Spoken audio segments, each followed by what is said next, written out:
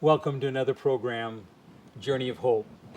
Thrilling stories of people that have encountered medical challenges, medical crises, traumatic injury, and cancer. And these people have not only encountered, but they've overcome. They've experienced the healing ministry of Loma University Medical Center. And they've gone on to experience healing and hope and happiness and wholeness. Each one has a story to tell. Our guest here today is Jerry Slakoff, an amazing individual with a thrilling story to tell. 17 years ago, something began happening with his eyesight, and he experienced a detached retina that really changed his life forever. Sometime later, he heard the words that you have cancer, and made a determination of how he was going to treat that. But Jerry, it's good to have you on the program here. We've got people from all around the world watching. You're from Fort Lauderdale, Florida. That's correct. That's where you are now. But you have a story, and you're from the East Coast. And I'd like to have you share a little bit about your childhood, where you came from, a little bit about your background to give us setting for our discussion here. So tell us a little bit about yourself. Well, born and raised in Philadelphia, Pennsylvania. Okay. And had a very unique childhood. I was born with the pleasure of having a deformed right foot. When you were born? When I was born. Okay. And the reason I say a pleasure is because it started to mold my life from day one.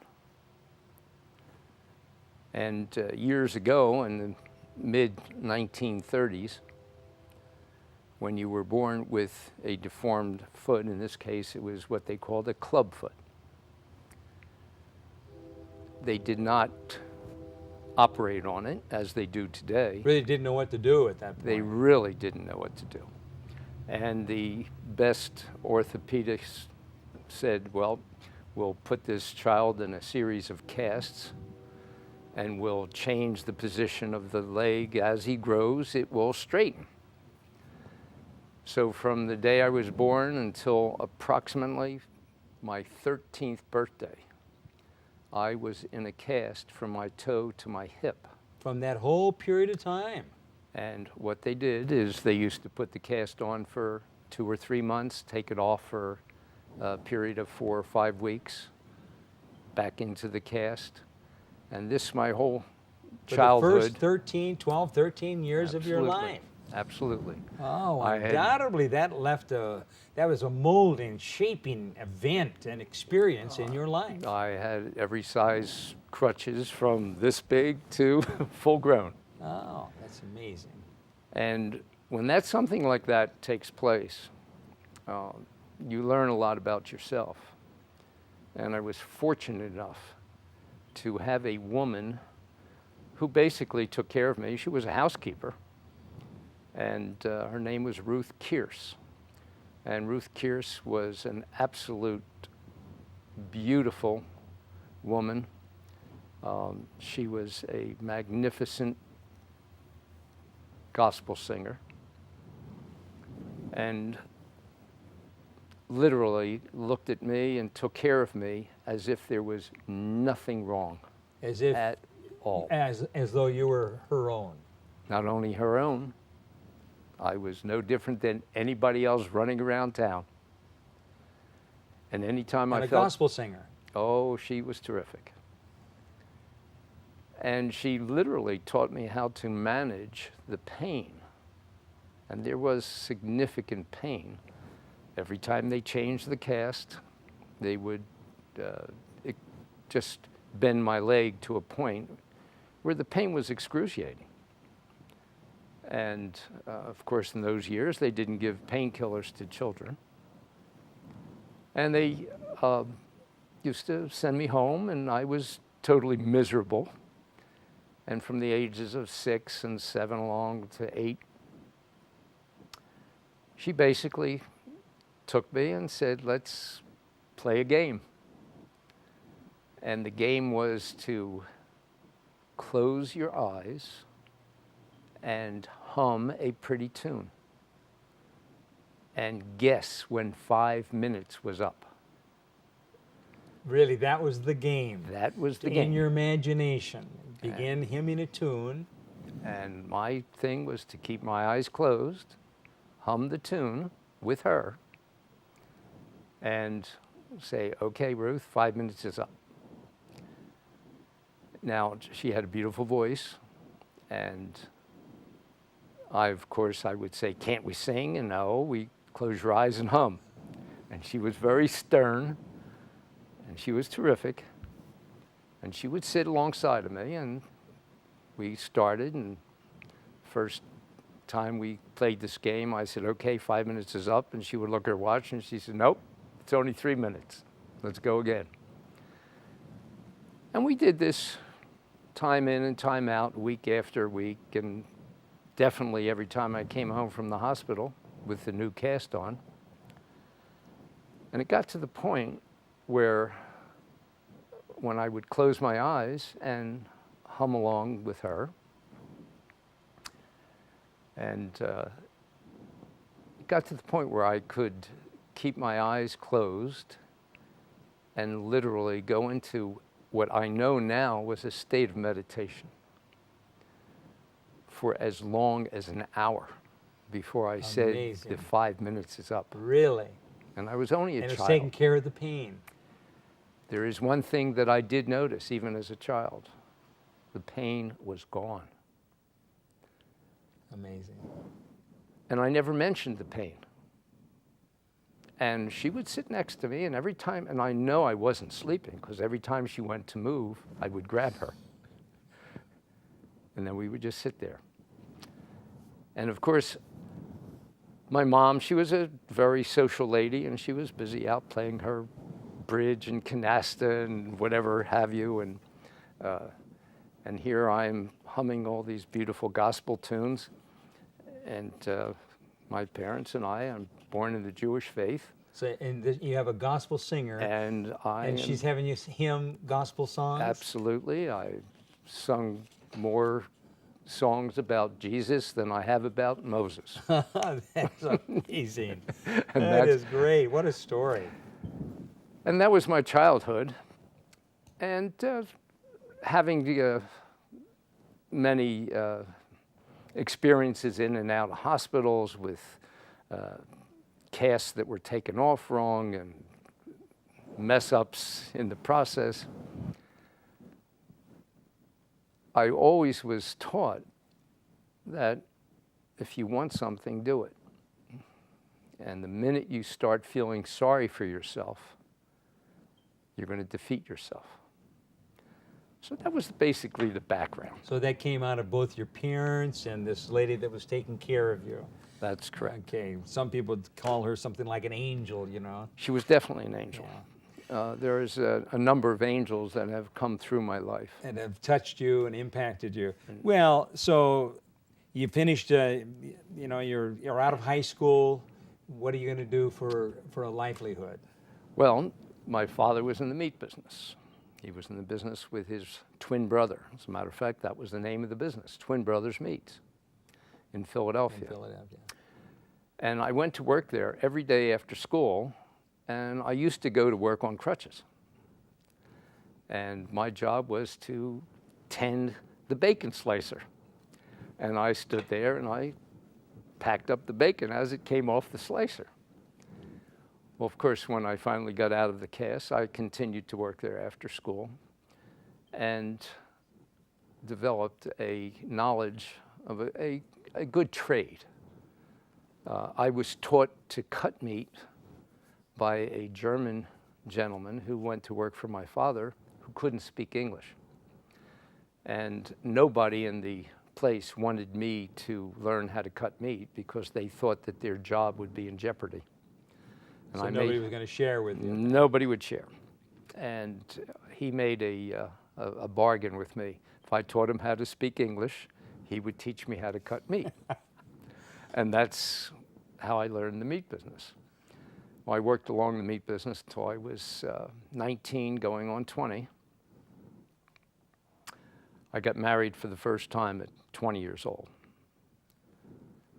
I can tell you right now that's not the thing to do. Of course, Hindsight's so wonderful. hindsight is just magnificent. But at any rate, I got married and I had a commitment, and things fell apart at the butcher shop. There was a... That you're working at. That's correct. I was working for my father and my uncle. My uncle was a dominant. He was the dominant twin. I see. And he was also very, very jealous of me because I took an interest in the business. At that time, my father had four sons, and he had 3 daughters. So he was absolutely panicked that the sons would take over the business and the daughters would be left out. Well, my uncle was on a mission to get rid of this out of the sons. Well, my older brother, he had never had an interest in the business. My younger brother never had an interest in the business. I was the only one. Well, I only stayed around for that type of abuse For a little for while. a very short period of time. And I was married when I was 20, and I went into business for myself about 3 months after I was married. And you ended up, as I remember you sharing the story, with a very successful business, and had that for a number of years. Then you got into surveying yachts. Well, I had a very successful business. And my hobby was building boats. And I always had a boat. I bought my first boat when I was 13. Really? Oh, yeah, I was financially independent. I worked and had money. Anything I wanted, I went out and bought. At any rate, I really had a passion for the water, for boating. I built boats. I was friendly with a gentleman whose father was a terrific sportsman that had a boat, and I admired him. I admired this man, and he was just another angel in my life. Kind of another role model. Absolutely a role model who was not only a wonderful family man, a terrific sportsman, but everything had its priority. And I learned how to honor your woman and then take care of your family. So In that order. Made a real impact upon you. Absolutely. Again. So then you got into the surveying business, and I want to really kind of bring down to the story here. 17 years ago, you discovered that something was wrong with your vision. Well, I did get into the surveying business through it was an upheaval in my life. After 20 years, the marriage didn't work. Left the marriage. After left the marriage, moved to Florida.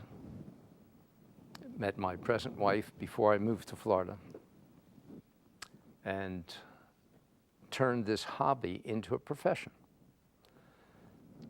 Did an apprenticeship while I was still in the meat business for a surveyor in Philadelphia, and learned a little bit more, and constantly leaned toward going to work as a captain. I had a captain's license. I did everything around boats. I knew a lot about boats and had no idea whatsoever what a surveyor was until I met this friend of mine in Philadelphia, and he was a surveyor, and he knew I didn't care for the meat business as much as I worked at it.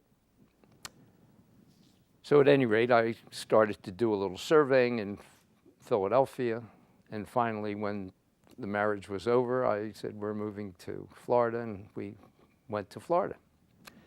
Went to Florida on a boat and lived on a boat and started a surveying business only after the job that I was going to Florida to do fell apart. And that job was a captain. And I was going down to Florida with my present wife, Nancy. And she With was plans going to be a captain. I was going to be the captain. She was going to be the mate. And she said, I absolutely know nothing about a boat. I don't know what to do about it. And I said, you can read, can't you? I said, we'll learn. At any rate, The door closed on the one thing and another one opened. the door closed, and we went to Fort Lauderdale, and I had done some surveying. And we got to Fort Lauderdale, and I decided that we needed some fuel in the boat because we were just about out of money, and if we spent all our money on the on the dockage and didn't fill the boat up with fuel, we wouldn't be able to move it. And we were filling the boat up with fuel, and I met a gentleman filling his boat up, and the name of his boat was called the Surveyor. And I went over and very friendly, started to talk to him, and I told him that I had done some surveying work up in the Chesapeake Bay, and he looked at me and he says, do you have any of your surveys? And I said, yes, everything I own is on the boat. And to speed the story along, had an appointment with him that afternoon, and we went over, we rode over on our bicycles and showed him the survey work, and he looked at it and he says, well, he liked the content, but he used a different form. He wanted to know if I could change the form. And Nancy and I went back, and she was the secretary typist. And reformatted And everything? she reformatted it, and I asked him if it was okay if I used a few of his terms. And each surveyor has key terms that they use, and you recognize their work by their language. And something like that is if you were to have something that was not secure, it was loose. Well, you wouldn't say it was loose, or you wouldn't say it was not secure. You would say it is adrift. Okay, so there's certain terms and terminologies. So it was terminology that he used that gave it a specific flavor. Or if you were trying to explain, my hand is next to the bottle. No, my hand is in way of the bottle. So it was little terms like this that we did. We typed up the survey, went back, he read it, and he starts to laugh. And I wanted to know what I did wrong, and he said, you didn't do anything wrong. He says, because I swear that if I didn't know it, I thought I surveyed this boat. Our time is really moving Okay. along, and we're going to need to Fine. move into your next the next area here, because I know and we're going to look at some pictures in just a minute. But 17 years ago, you began losing your vision. It was And during a survey. That was another turning point in your life. It was during a survey. We had surveyed a boat down in Martinique, and we were both thought we would take the next day or two off and sit on the beach. And while sitting on the beach, I started to feel that there was something going wrong in my left eye, and went in to look at it in the mirror, and everything looked just perfect. But I did notice that I was losing my vision. It was almost as if somebody was taking a window shade and rolling it upward on my left eye. Obviously flew back to immediate attention for it. And I had a detached retina on my left eye. Without a blow or any kind of an incident that usually precedes a detached retina. That's correct. No, absolutely nothing. The only thing that I could attribute to is that we were on a beach, and it happened to be a nude beach. And there was a set of beautiful young twins about their 20s, and my wife says, that is what made you go blind. There you go. The shade goes down. Anyway, this was a remarkable event in your life, and you realize that you may be losing your vision, you may be losing your eyesight. You went through a number of different surgeries, and I know that you began riding a bike. Well, I rode the bike before I lost my vision. Okay. Yes. I started to ride the bike simply because And we're talking about a motorbike. we're talking about a motorcycle, Right. a very large Right. touring type motorcycle. And however, I wasn't riding that long before I started to have problems with my eyes. Okay, let's take a look at a couple of the pictures Yeah. and tell us speak to the pictures here and tell us what we've got. The first one is, I believe, when you're traveling, and we're going to move through them rather quickly. This is traveling through Colorado. That's Colorado National Monument. The first picture you saw was a friend of mine in front of me, and I took that picture just by holding the camera above the windshield while we were riding. All right. And the next one is? The next picture is my wife Nancy and myself, and that's in our backyard in Florida. And this is a boat that I was, a nice little boat that I was surveying, and I asked you to come along, and you thought it was some kind of yacht, and I said, no, it's a little boat. It was a great experience, and I thought it was a huge ship, but it was just one of your smaller ones. The next one is it's the same boat. Picture it's just the same one. It's just a little bit expanded. And this next one is a little bit bigger boat. Yes, and that's one of the boats that I surveyed, and after I surveyed it, the gentleman asked me if I would manage it. And I manage a few boats. At that time, I was managing approximately 4 boats. And this is another picture? This is another picture of that boat. It's in Lyford Key in the Bahamas. And the next one is? And that's also the large boat that I manage. Okay. And I think we have one picture left here. And that's just a repeat of one of the previous Okay, pictures. Jerry, you know, you've had this remarkable experience of the eyes, and you begin writing, and you've ridden, what did you tell me, 350,000 miles, 375,000 miles in the last few years? As of this year? Yes. From 1990 through this present, 575,000 miles. 575,000 miles, because you wanted to see the country while you could still see. Well, a couple of years ago, you got the news that you had cancer. You had prostate cancer. And you went on a search and on a journey, and you ended up coming here to Loma Linda. Tell us about your experience at that time at Loma Linda. Well, my search basically started on the internet, and it led me to some testimonials, one of which I recognized that was written by a client of mine, a gentleman that I surveyed a boat for. And after speaking to him and speaking to some other people in the healthcare industry, I decided that proton beam therapy was the way I wanted to go. And it was totally against my urologist recommendation. And I just had focused on it, and I read enough about it and heard enough about it to satisfy my concerns. So you ended up coming here then for treatment. We came here for treatment, and the care that we received was marvelous. You're here for how many weeks? We were here for a total of 10 weeks. 10 weeks.